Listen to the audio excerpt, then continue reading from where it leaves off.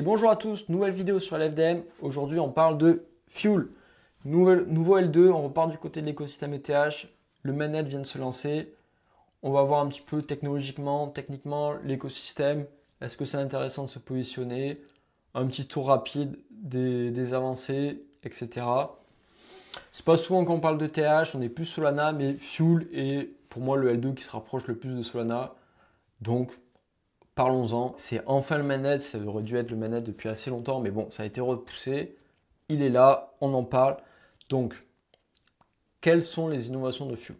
Fuel, pour être très simple, c'est exécution. Concentrez-vous sur l'exécution. Le but, c'est d'avoir quelque chose qui fait beaucoup de transactions, qui est très rapide, avec peu de frais, tout en étant compatible avec ETH, du coup, ayant vraiment la sécurité d'ETH. Maintenant, c'est les nouvelles VM, c'est celui qui a la mode, Move, Solana est incontestablement le second derrière ETH. Celui arrive, maintenant tu as Fuel qui a fait une toute nouvelle VM et on va le voir en détail comment ça marche, quels ont été les trade-offs et quelles sont les avancées.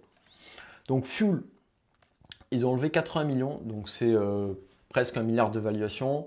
Ça a été levé en 2022. Ça fait un gros roll-up, un gros funding, mais on n'est pas de là des zk-sync, etc. avec des valuations de zinzin. On est quand même plus faible, mais on est quand même dans la catégorie des gros, des très gros. Ensuite, quelles sont les avancées? Il faut se rappeler que Fuel a déjà un roll-up qui existait avant. C'était le tout premier roll-up. Il doit être là tout en bas. Si je le retrouve, c'est celui qui est tout vert. Donc s'il est là, c'est facile. Fuel était le premier roll-up tout vert, donc qui était le premier roll-up optimistique de stage 2, donc avec tout en vert, tout sécurisé comme il faut, comme imaginé par Vitalik et les grosses têtes de la fondation ETH, qui est censé être sécurisé, etc. etc. Le nouveau n'est pas à ce niveau, il y a encore du rouge, pas mal de rouge. Le but, c'est comme tous, que ce soit tout vert et que ce soit carré de A à Z. Pour l'instant, c'est lancé. On va voir dans le futur si ça marche mieux. Donc, Fuel. Fuel, la première chose qui a Fuel, comme je disais, c'est l'exécution. Et l'exécution passe par la machine virtuelle. Donc, nouvelle machine virtuelle sur Fuel, la Fuel VM, qui implique nouveau langage de programmation, nouveau wallet en principe. Mais là, on va voir que non, finalement. Cette nouvelle machine vient avec de la parallélisation. Donc comme Solana, plusieurs transactions en même temps qui peuvent être faites, ce qui ajoute de la rapidité et des frais moins élevés. On a également du coup toutes les wallets qui sont compatibles. Vous pouvez utiliser Fuel avec votre wallet Solana, avec votre wallet ETH ou avec, je crois, les wallets SUI également bientôt dans le futur, si ce n'est pas le cas. Et vous pouvez aussi télécharger le wallet basique de Fuel qui marche aussi très bien. Ça élimine du coup les approvals que tu peux avoir sur ETH, ça se rapproche énormément de ce que tu peux avoir, l'expérience que tu peux avoir sur Solana. Tu vas avoir avec du coup la Fuel VM quelque chose d'autre, c'est l'abstraction native de compte. Et on va voir des transactions qui peuvent être passées off-chain par ce qu'on appelle des predicates, qui est l'autre innovation de Fuel. Troisième chose de Fuel, c'est que c'est une chaîne modulaire. Donc maintenant, modulaire, c'est ce qui est venu avec Celestia. À la base, Fuel était très très proche de Celestia. Ils s'en sont un peu séparés, mais ça reprend les bases. On est sur quelque chose où, en gros, on reprend. Fuel se concentre sur l'exécution, donc faire des transactions et se concentrer. Et en dessous, tu as le settlement. Et ça qui va se passer là actuellement sur ETH, et après tu pourras te plugger à Celestia ou Eigendia ou un autre provider de disponibilité de données et du coup envoyer plein de transactions très rapidement, faire baisser les frais de la chaîne, augmenter le nombre de transactions, et c'est un petit peu le trade-off et ce qui va être le endgame à la fin des L2. Suite. Deuxième innovation de Fuel, c'est les UTXO qui permettent eux également la parallélisation. C'est les UTXO, si vous vous rappelez bien, c'est ce qui est sur Bitcoin, sa technologie de Bitcoin. C'est j'envoie et à chaque fois ça vérifie la ligne tout entière pour envoyer la transaction, plutôt que le système de compte de TH ou de Solana où tu as tout sur un compte et ça vérifie à chaque fois sur ce compte. Là, c'est de pair à pair, direct. Ça permet d'avoir des transactions plus légères et du coup d'annoncer la troisième, en gros, innovation de Fuel, c'est que la base de données de Fuel, ou voilà, ça c'est un point qui est pas trop discuté actuellement sur les papiers techniques, mais c'est un gros souci de ce qu'ont les blockchains, c'est que les blockchains, bah, elles deviennent obèses, et petit à petit, elles grossissent énormément. Polygon a ce problème, la chaîne est énorme.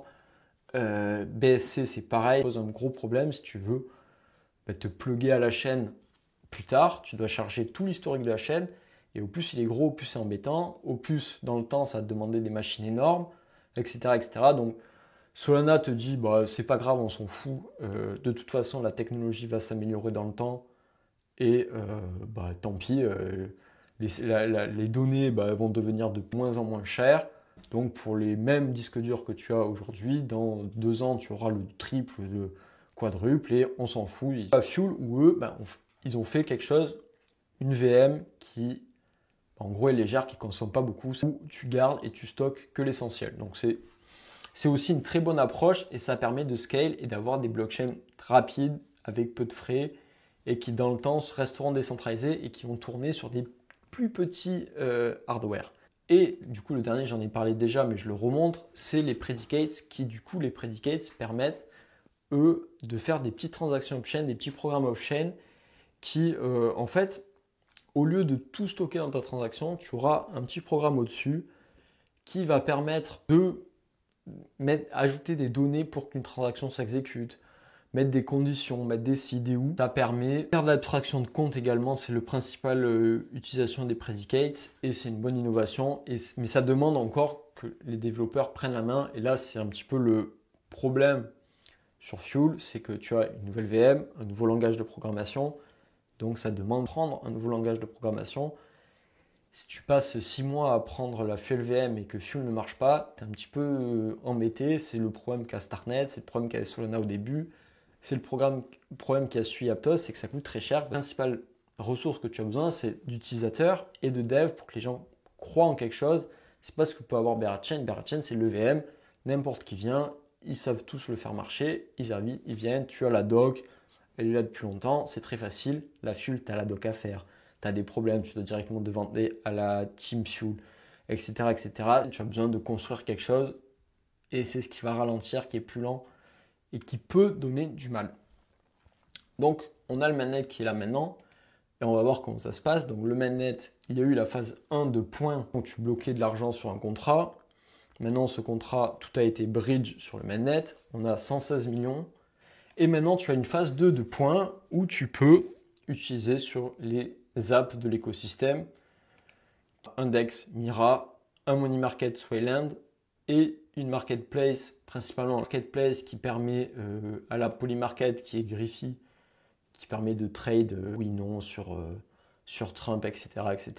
Et le DEX Mira qui est également le principal AMM qui reprend ce que fait le modèle de VE 3.3, donc c'est Solidly que tu peux avoir sur Aerodrome, sur Base ou sur Vélodrome, sur Optimus, qui sont des super DEX qui marchent super bien. Donc ça va être le DEX sur mon principal. Ensuite, tu vas avoir une multisig, PacoSafe, c'est très bien les multisigs pour les apps, les builders, les DAO, etc., les fonds d'investissement qui fonctionnent qu'avec des multisigs. Tu as une marketplace de NFT, Thunder. Tu as un money market, Swayland, qui est une app qu'il a depuis très longtemps, et on va voir. Là, je vais faire une transaction pour vous montrer, tac, pour vous montrer les frais comme ils sont très faibles actuellement sur Fuel. On est, regardez, les frais, c'est du 0,000400. C'est rien du tout. Je fais la transaction, paf, ça pending, ça successful, ça marche du feu de Dieu, ça marche très bien, c'est top. Si on regarde l'Explorer de Fuel, il est où Et là, on est au tout début de Fuel. Il y a assez peu de transactions, 111 000 transactions, TPS. Alors TPS, sur les TPS de Fuel, là, l'Explorer marque une, mais en principe, Fuel doit marcher est annoncé de marcher à 600 TPS pour le moment. Avec, en principe, il pourra marcher bien plus en utilisant un DA comme Celestia ou autre. Pour l'instant, on est sur 600. Là, on est sur 1. On verra, on verra, mais ça marche pour le moment très bien. Il y a très peu d'IAP, il y a très peu d'utilisateurs. Et ensuite, on va parler de l'app qui, à mon avis, est l'app principale et un petit peu le flagship de Fuel, c'est Spark. Disclosure, nous sommes investisseurs sur Spark, donc on est biaisé, faites attention. Avec LFDM, on est investisseur, donc on est biaisé. Spark va être le DEX à order book, le PERP à la Hyperliquid JYDX décentralisé. Ça marche pour l'instant sur la bêta, ça marche très très bien. Ça a marché super bien et ça permet, voilà, le but c'est de concurrencer un Hyperliquid, un JYDX, de faire des longs, des shorts, de swap des tokens en swap. On peut faire plein de choses sur ce genre d'applications qui aujourd'hui, les applications qui font le plus d'argent, qui sont le plus intéressantes à utiliser, surtout que maintenant on est dans une dynamique où les exchanges font de plus en plus chier sur la régulation avec les KYC, etc., te bloquer tes fonds, te demander d'où ils viennent. Ce genre d'applications sont magnifiques. On a également Fluid qui va être le stablecoin natif de Fuel. Enfin, il y a quand même pas mal d'apps qui arrivent, mais ça reste très restreint et ça a besoin de se développer. On a encore pas trop d'utilisateurs, pas trop de traction. Il y a quelques NFT, mais ça marche pas très bien non plus. Ça fait une semaine, donc on va voir si ça prend. Il y a les points, c'est aujourd'hui très facile à mon avis de faire des points. Vous pouvez bridge 1000, 10 000 dollars. Il y a moins de concurrence que sur les autres. C'est une nouvelle VM, donc tu n'as pas tous les bots qui fonctionnent. Donc ça, c'est très intéressant. À mon avis, niveau airdrop, c'est ce qui est le plus intéressant. On a vu là sur Sui, le dernier airdrop Deepbook. Vous stackiez un Sui, vous aviez 2000 dollars. Beaucoup ont eu d'airdrop. Sur Discord, c'est magnifique. Parce que tu n'as pas les bots qu'ils font. Là, c'est pareil. Les bots, ils ne peuvent pas le faire. Les farmers, c'est plus difficile. Ça demande de commit beaucoup plus. Donc, on est sur ce point-là. C'est plus sympa de farm sur Fuel, à mon avis. Et à utiliser, ça ne coûte pas de frais. À mon sens, c'est une bonne option. Je pense qu'il va y avoir cette ère des LVM. Ils demandent d'avoir des vraies apps qui fonctionnent. Je pense qu'à partir du moment où il y a Spark, quelque chose qui marche très très bien, qui va montrer que Fuel, c'est super, les gens vont venir et vont l'utiliser. En comparaison des autres L2, mais le VM, à mon sens, c'est voué à disparaître et c'est voué à l'échec ou à être retravaillé de A à Z avec des contrats qui vont casser et qui vont poser problème. Pour moi, Fuel a une bonne alternative, modulaire, parallélisation, pas trop de frais, la base de données qui ne grossit pas trop, ça reste décentralisé. Ça a beaucoup d'avantages et à mon avis, c'est un futur. Donc, on va s'y atteler, faire des transactions, bridge dessus. Aujourd'hui, les seuls bridges qu'il y a, c'est le bridge natif. Ça m'a coûté 80 centimes pour bridge. Je pense que bientôt, il va y avoir Hyperlane qui va arriver. Ce sera beaucoup plus facile de bridge d'un autre L2 ou quoi. Pour l'instant, c'est pas encore live, mais ça va être live bientôt. Donc Hyperlane, c'est live quand vous regardez la vidéo. Bridger avec Hyperlane sur Use Nexus. C'est le top, c'est le meilleur bridge. Il va y avoir un airdrop bientôt. Utilisez-le, s'il vous plaît, utilisez Hyperlane. Ensuite, en conclusion, c'est un autre L2. Tu as gardé, faites quelques transactions, ça ne coûte rien. Dépensez $1 pour bridge, bridgez 100 balles. Essayez, si ça vous plaît, bridgez un peu plus. On ne sait jamais. Et c'est toujours bien. Faites des transactions sur Spark, faites des swaps, des DEX. Je pense que ça reste intéressant. Si ça ne vous plaît pas, vous ne revenez pas ou vous laissez en attendant. Bon, c'était Ousmane. Je vous remercie. Si vous avez des questions, n'hésitez pas en commentaire. Rejoignez le Discord où on parlait de Fuel. Peut-être on reparlera de Spark quand ça sera live. On fera un petit tuto. Abonnez-vous. Posez des questions sur Fuel. Il y a des articles un petit peu plus étendus que j'ai mis en description. Je vous remercie. C'était Ousmane. Des bisous. Bye bye.